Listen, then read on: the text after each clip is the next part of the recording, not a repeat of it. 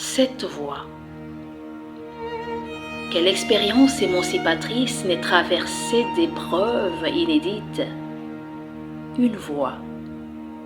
Au bout des 100 000 pas, Dieu guerrier de l'aube, poète guetteur d'éclairs, enfant sans futur à la colère de Saguet, femme aux combustions clairvoyantes ou guérisseur en séjour de Covid-19. Chaos universel.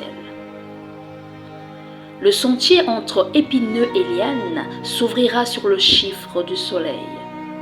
Et comment amorcer la danse avec la lune? Ayant au poète, ayant le Congo au cœur. Surtout quand il surfe sur un rouge de braise. Révolution, ô amour de révolution. Quand se transmet l'oxygène, Cheikh Anta Diop.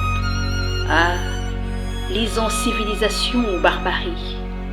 Bonne chance la lutte. Car le poème est un chantier santé tout brasa, dans une urgence de printemps équatorial où s'ébroulent les cerveaux des fauteurs d'avenir. Et que jamais l'Afrique ne s'effondre. Nous sommes en 72. J'ai fait le concours lancé par la revue, par le journal Africasie. À l'époque, c'était plutôt Africasia, de Simon Mallet, je crois, qui était à la tête du journal à ce moment-là, et qui lance un concours littéraire intitulé Zone des tempêtes.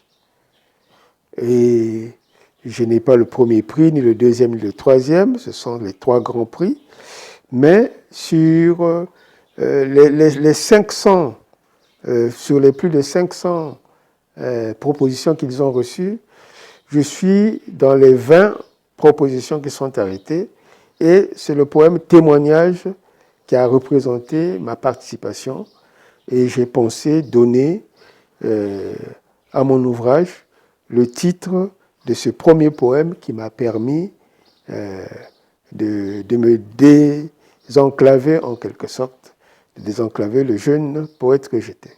J'ai d'abord lu le poète avant de croiser l'homme.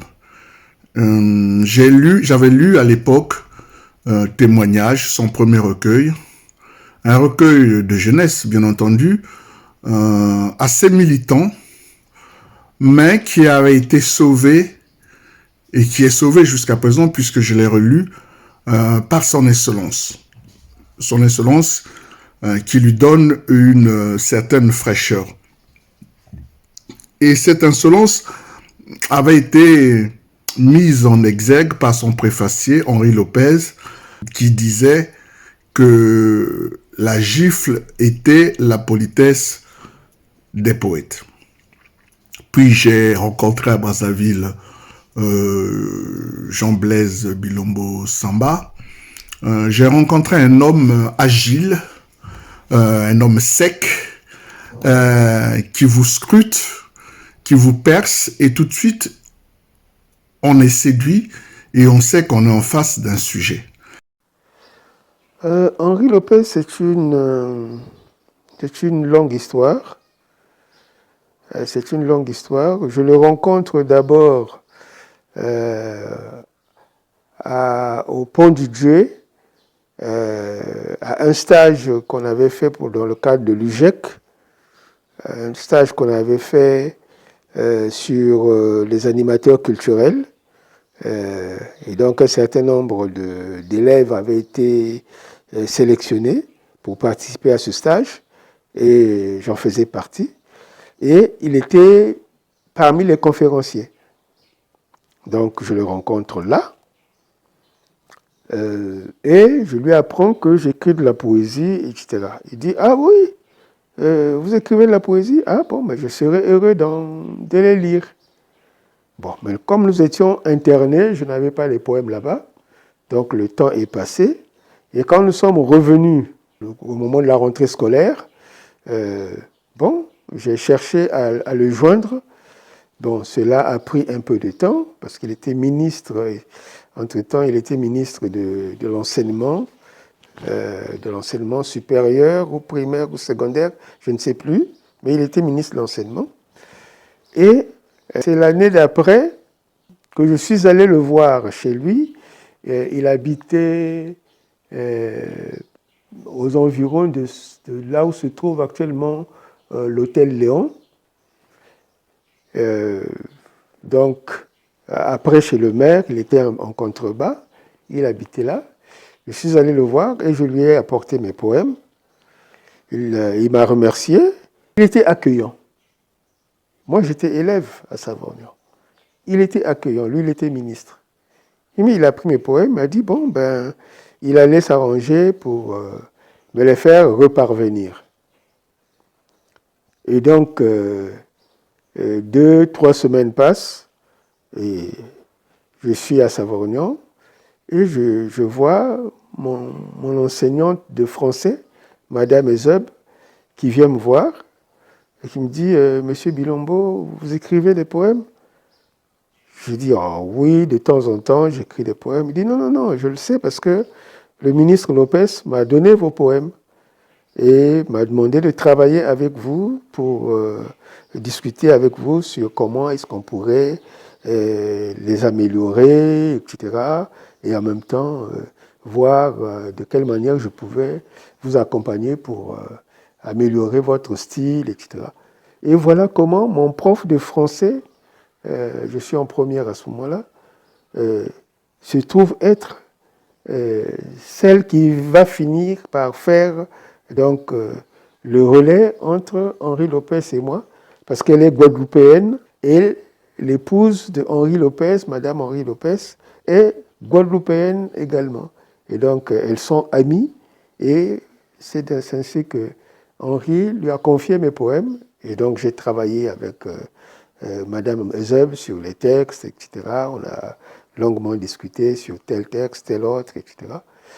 Et quand nous avons mis tout ça au propre, bon, il a ramené, le ministre m'a dit, quand on aura fini, de les lui ramener. Et quand on a fini, il les a ramenés à Henri. Moi, je n'avais pas demandé de préface à Henri Lopez. Je ne me souviens pas avoir demandé une préface à Henri Lopez. Mais je voulais qu'il m'accompagne en quelque sorte pour m'aider qu'il critique mes textes de manière à ce que je puisse mieux faire, etc. Et bon, il a mis un intermédiaire professionnel et suffisamment compétent entre nous, qui était Madame Euseb, et voilà. Et quand il a reçu le dernier jet de ses textes, 1-2 mois sont passés et Madame Euseb m'a ramené les textes plus la préface. Voilà comment ma relation avec le ministre Lopez s'est faite. Et entre-temps, Madame Euseb m'a ramené un livre, c'était les lettres à un jeune poète de René Maria Rilke, le grand poète allemand. Et elle m'a dit, non, non, non, c'est le ministre Lopez qui vous l'a acheté au cours d'un déplacement du côté d'Alger. Il s'est retrouvé dans une librairie, il a vu ce livre-là, il l'a acheté pour vous et il m'a demandé de vous le remettre. Et donc voilà, la relation a continué. L'année où j'ai eu le bac, Lopez était Premier ministre et nous avons continué comme ça. Voilà. Et Lopez est resté mon parrain littéraire. Ah, mais l'écriture, c'est parce que Savorgnan était un lycée très culturel. Nous avons fait la représentation de gouverneur de la Rosée, nous avons fait la représentation de 980 000 de Maxime Debeka, nous avions monté une pièce de Sylvain, je ne sais plus quel était le titre, Sylvain nous donnait ses textes, parce qu'il habitait derrière le lycée. Et donc, nous le fréquentions avec Matondo Koutouré, et il nous donnait ses textes. Et donc, nous avions un lycée très culturel, dans l'animation générale, et en même temps, comme je l'ai dit, je me suis présenté et comme fils et petit-fils d'instituteur. Mon grand-père, Samba Lévy, a été le premier Congolais à avoir dirigé l'école primaire de Wesso. Ma mère est née à Wesso en 1934. Après Wesso, le grand-père est monté en Centrafrique, du côté de Mungumba, et il est arrivé jusqu'à Bangui. Et donc, je pense que la lecture, le sens de la lecture, la relation avec les livres vient de cet environnement familial. Et à l'époque, nous avions une formation très classique. Et donc, tout Molière, les Fourberies d'Escapin, l'Avare, etc., les Précieuses ridicules. Bon. Et quand on arrive en seconde, c'est le XVIe siècle, il me semble, et on a comme poète à l'étude Ronsard et Dubélé. Ronsard et Dubélé, et tout de suite avec Ronsard, nous devenons tous des grands romantiques, en train de chanter les joies de la vie, etc. Bon, voilà. Voilà comment naît un désir d'écriture. Jean Blaise est essentiellement poète, à l'instar de Mweno Kounji ou de Serge Jeune Goma Boubanga.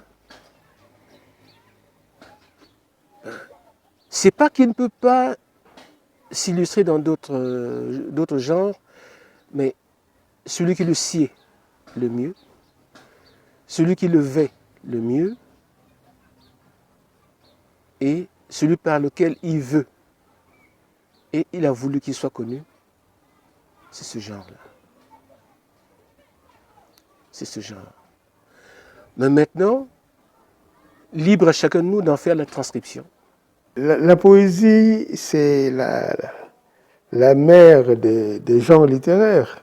Donc, on commence par la poésie, on peut s'y arrêter, ce qui est mon cas, comme on peut partir de la poésie et ensuite aller vers le théâtre et le roman, ce qui est le cas aussi, par exemple, de Sonny Laboutansi. Mais il a commencé par la poésie. Et après la poésie, il est allé vers le théâtre et, par ailleurs, le roman. Donc, on peut rester là comme s'ouvrir. Hein. Notamment les poètes du mouvement surréaliste, de manière générale, sont restés poètes à proprement parler, sauf le cas d'Aragon, de Louis Aragon, qui était en même temps romancier. Mais c'est vrai que Breton a écrit aussi un roman, mais cela mis à part, la plupart des poètes du mouvement surréaliste sont restés poètes à part entière, comme c'est le cas d'Éluard, c'est le cas de René Char, etc. Ils ne sont pas allés voir ailleurs. Hein. Donc voilà. Moi, je me suis arrêté à la poésie, mais ce n'est pas faute d'avoir essayé d'écrire du théâtre quand j'étais en 4e, en 3e, etc. Mais bon, peut-être que l'envie me reviendra après, mais pour le moment, je me suis cantonné à la poésie et je pense que je m'y sens bien. Je ne suis pas un compulsif de la poésie. Chaque année, je sors un bouquin.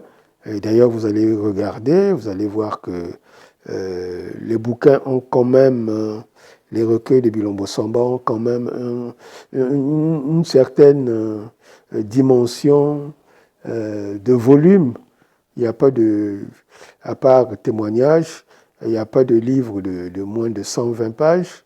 Bon, donc c'est le cas de Hors la nuit, c'est le cas de Élégie libertaire, c'est aussi le cas de Brûleur d'ombre. Donc je prends mon temps, je construis la forme que je choisis, etc. Et j'essaie de m'y tenir. La poésie de Jean Blaise, je l'ai lue, je l'ai pratiquée, je l'ai investie, je l'ai habitée. Pratiquée, investie, habitée, pourquoi? Parce que pour que je l'illustre, il faut l'avoir lu. Pas lire pour lire, mais lire pour la comprendre. La poésie de Jean Blaise Bilombo Samba, c'est une empreinte. C'est une empreinte parmi tant d'autres. Déjà que son écriture n'est pas aussi complexe. C'est dit avec un genre de lyrisme qui vous convainc, qui vous interpelle, qui vous emmène à la réflexion et à vous poser des questions. Bon, qu'est-ce qu'il faut faire de par là où ça ne marche pas? Qu'est-ce qu'il ne faut plus faire de là où ça a déjà marché et ça avance. Et donc son écriture est comme une interpellation et tout au moins ça martèle sur beaucoup de tics, et surtout sa façon de poser les mots. On s'y retrouve tout de suite. Parce que dans nos lectures, dans les carrefours que nous faisions, quand vous lisez le texte, ce n'est pas seulement il y a Blaise qui s'identifie, mais on sent que c'est l'univers de plusieurs continents, de plusieurs sociétés, notamment de chez nous, de l'Europe, de l'Asie et tout. Donc il y a toujours cette teinture-là qu'il récupère de partout et qu'on reconnaît. J'ai fini par remarquer moi-même qu'au moins jusqu'à Brûleur d'ombre, mes titres n'ont pas d'article de départ. Il y a témoignage, Hors la nuit, Élégie libertaire, Brûleur d'ombre. Il n'y a pas le Brûleur d'ombre, les élégies libertaires, les témoignages. C'est peut-être cette idée de fulgurance qui était très chère à mon aîné Dominique Ngoïngala. Chaque fois qu'il me rencontrait, il dit « Ah, Jean Blaise, toi et tes fulgurances. » Je dis « Mais c'est quoi les fulgurances ?» Il dit « Non, Jean Blaise, mais tout n'est pas possible. Mais il faut te relire. C'est pas possible. » Donc, c'était une raison de plaisanterie entre mon aîné et moi. Bon, il y a peut-être le désir que les choses là, soient ramassées et concentrées. Il y a aussi cette idée-là. Et puis, bon, un titre qui doit nécessairement manifester une certaine vision du monde. Bon, je pensais que Hors la nuit, et vous voyez qu'il y a une parenté entre Hors la nuit et Brûleur d'ombre. Donc il y a cette poursuite-là de la quête de la lumière, la quête de la raison, le refus des superstitions, parce que nous sommes dans une société extrêmement superstitieuse, hein, où on assassine les oncles parce qu'on pense que c'est eux qui ont bouffé les enfants. On ne meurt pas de maladie dans ce pays, c'est vraiment dommage. Et donc c'est la superstition. Hein? Mais la superstition n'est pas le chemin.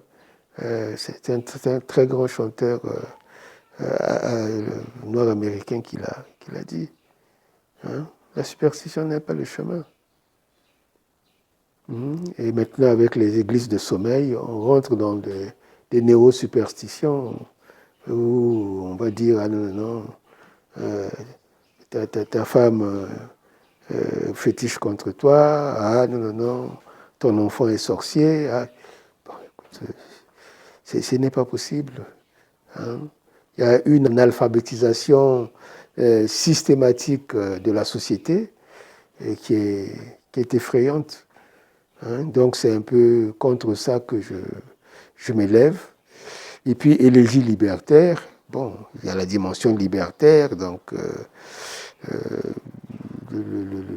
une certaine insurrection, une certaine rébellion, un certain désir d'autonomie à chaque fois, d'authenticité. Bon, voilà. Mais je ne dis pas que c'est tout à fait ça, mais c'est cette quête-là dans laquelle je me situe.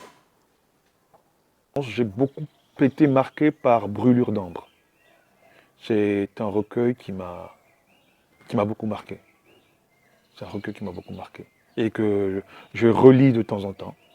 Peut-être parce que je n'arrive pas encore à entrer pleinement dans la quintessence de l'œuvre. C'est pour ça que je le relis souvent. Mais c'est un recueil qui m'a beaucoup marqué, Brûlure d'ambre.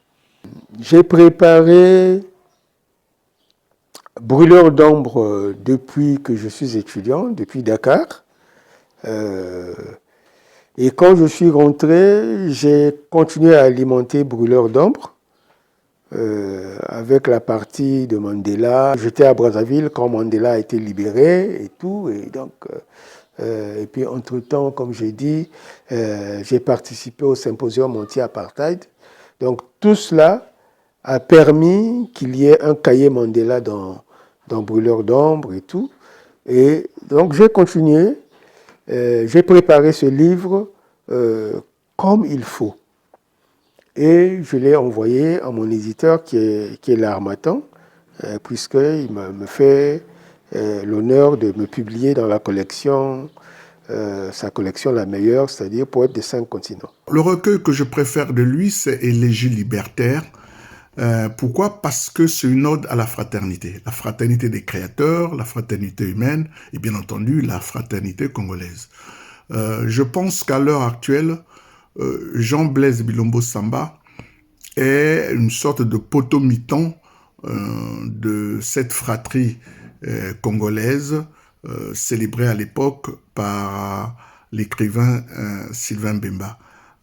Au moment où j'étais en train d'attendre que Brûleur d'ambre sorte, un éditeur brazzavillois, Singou Basseya pour ne pas le nommer, vient me voir, c'est un jeune frère, il vient me voir, il me dit, oui, est-ce que dans tes malles, là, il n'y a pas de textes qui ne sont pas publiés? Moi, j'aimerais publier du Bilombo Samba. Je lui ai dit, oui, il y a certainement des textes qui ne sont pas publiés, mais le temps que j'organise tout ça et que je saisisse ça dans les formes et tout, ce n'est pas... Ça va me prendre 1 ou 2 années. Et donc, faut patienter. Il me dit, non, non, non, moi je peux me charger de saisir, même si c'est manuscrit, je peux me charger de saisir ça, etc. Bon. Ah bon, ok. Je reviens à la maison, j'ouvre ma malle, je prends un certain nombre de textes qui sont là, qui sont des manuscrits, et je les lui remets. Il va, il les saisit, et il me les emmène. Et quand il me les emmène, je rentre dans une colère sourde parce que c'est des fautes à toutes les lignes. Je dis, mais ce n'est quand même pas possible.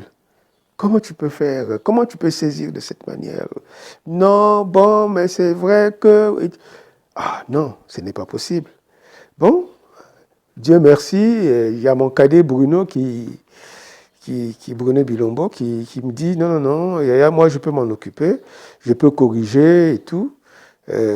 Bruno venait de soutenir sa deuxième maîtrise, qui était une maîtrise en STC. Sa première était une maîtrise de sociologie.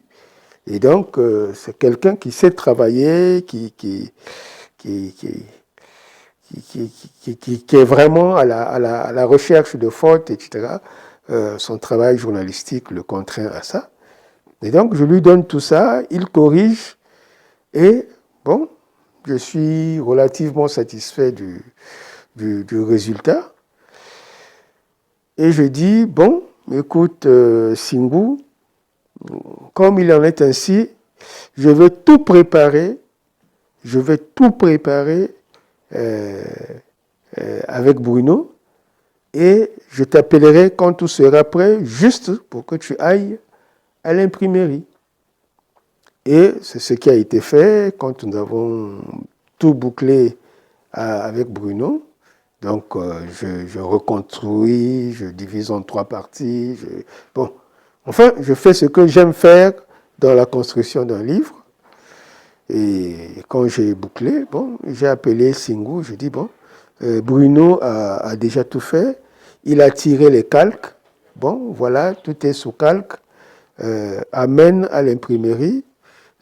Voici les moyens. Et toi, ce qu'on te demande, c'est de veiller à ce que tout soit propre à l'imprimerie. Ah, d'accord, d'accord. Il prend tout ça. Il amène à l'imprimerie, je crois l'imprimerie Auguste. Et quand il me ramène les bouquins, oh, c'est une catastrophe. C'est-à-dire que le gars, il a pris les calques, il est allé chez l'éditeur, il a laissé les calques, il est allé se promener. Donc, il n'est pas resté là pour regarder, là où il y a des tâches, enlever, faire recommencer. Non. Et le lendemain, il est revenu, une semaine après, bon, il me ramène... Il dit, oui, bon, tu as droit à 200 exemplaires, voilà tes 200 exemplaires. Bon, moi, je prends les autres qui sont là, etc. Bon. Ah, c'est comme ça, oui. Bon, ok. Et donc, j'étais vraiment très, très déçu. Et de là, l'idée qu'il fallait qu'on monte nous-mêmes, dès qu'on pourrait, une maison d'édition. Et c'est le niveau auquel je me place aujourd'hui.